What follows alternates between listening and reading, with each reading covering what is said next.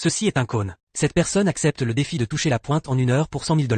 Jacques grimpe en premier, mais la pente est raide, et il glisse à mi-chemin. Il n'abandonne pas et essaie à nouveau. Ses coéquipiers tentent aussi d'atteindre la pointe. C'est plus difficile qu'il n'y paraît. Le cône n'est pas si haut, mais sa forme et son angle d'escalade les empêchent d'y arriver. Mike s'agrippe au mur et tient bon pendant une fraction de seconde. C'est ce qui donne de l'espoir. Cette fois, il donne une longue impulsion, touche le sommet et s'agrippe. Tout le monde pense qu'il a réussi, mais Mike glisse. Il dit qu'il s'est serré contre lui-même et ne pouvait plus bouger, alors il a perdu l'équilibre. Avec la leçon de Mike, Jacques se prépare à essayer. Non seulement il échoue, mais il déchire aussi ses vêtements. Il semble que les tentatives en solo n'ont aucune chance, alors il change de stratégie. Ils vont travailler en équipe. Tout le monde s'approche ensemble, en se tenant la main, mais il y a un problème. La vitesse de chacun est différente, les tailles ne correspondent pas, et avec l'inclinaison, ils ont 1 seconde pour atteindre le sommet. Après 2 tentatives, ils sont perdus. Après une remise à 0, ils essaient une 3e fois, mais c'est un échec total et ils abandonnent le plan. Comme la vitesse ne fonctionne pas, ils inversent le scénario. Ils s'alignent côte à côte avec l'objectif de fermer les entrées en boucle. Cela semble prometteur, mais la chaîne se brise en plein milieu du parcours. Finalement, ils décident de construire une échelle humaine,